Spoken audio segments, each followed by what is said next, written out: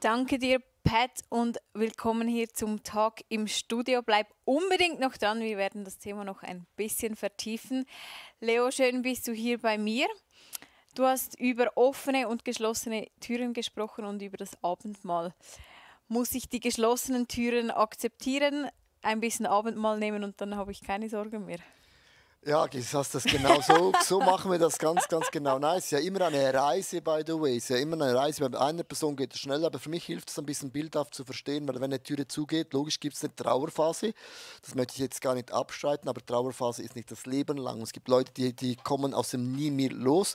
Dann schaut man zurück und dann erklären sie eben, wie ungerecht eine Freundschaft, eine Ehe, was immer gewesen ist. Und aus das entsteht eben auch eine Festlegung, eine Täuschung und da kommt oft dann auch etwas hinein, was nicht gut ist. Und das Abendmahl hilft mir wieder, zu wissen, Gott sitzt an meinem Tisch, er ist der Gott, der ein Wort spricht, in dem Sinn und Türen gehen wieder auf. Ist ein Bild, wo mir hilft, weil Hoffnung ist etwas, was uns immer wieder geraubt werden möchte. Also unser Glaube hat mit Hoffnung zu tun.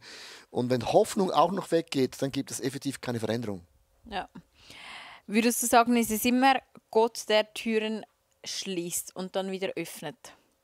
Nein, es ist nicht immer, dass Gott ist ja nicht immer bei allem mitschuldig. Es kann auch sein, ich mache selber einen Fehler. Es gibt auch viele Türen, die ich selber schließe, wo nicht Gott schließt. Und dennoch ist es so, dass durch die Gnade Gottes, sieht man auch in der Bibel, die Frauen und Männer, die haben mächtig versagt, die haben mega viele Dinge auch wirklich verkackt, kann man nicht anders sagen, hat Gott wieder eine neue Tür aufgemacht. Es ist immer beides. Es gibt ja die Gnade, ich sage immer, die sollte man nicht überstrapazieren, Ja. aber die gibt es auch. Und dann gibt es aber Momente, wo auch eine Türe zugeht, wo Gott auch die Türe zugehen lassen will. Das gibt es ja auch.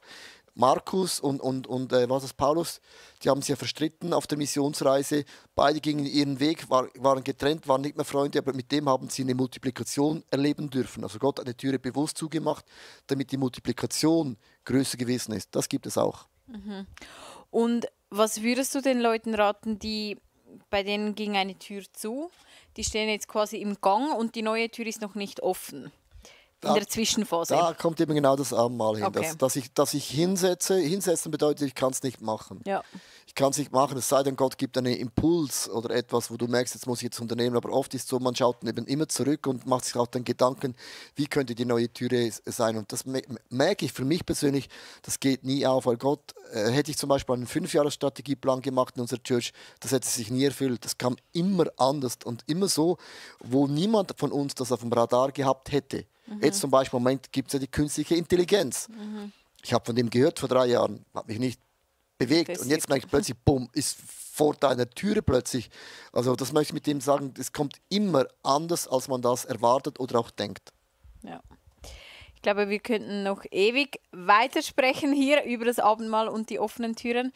Aber ich ermutige dich zu Hause, dass du dir diese Woche einfach Zeit nimmst und dir überlegst, hey, ja, vielleicht hast du Türen, die geschlossen sind, wo du dir überlegst, hey, ja, was heißt das für mich? Wieso sind die vielleicht zugegangen? Was ist für mich dran? Ist für mich vielleicht dran, eben regelmäßig das Abendmahl zu nehmen, mich an diesen Tisch zu setzen? Und vielleicht hilft dir dieses Buch dabei.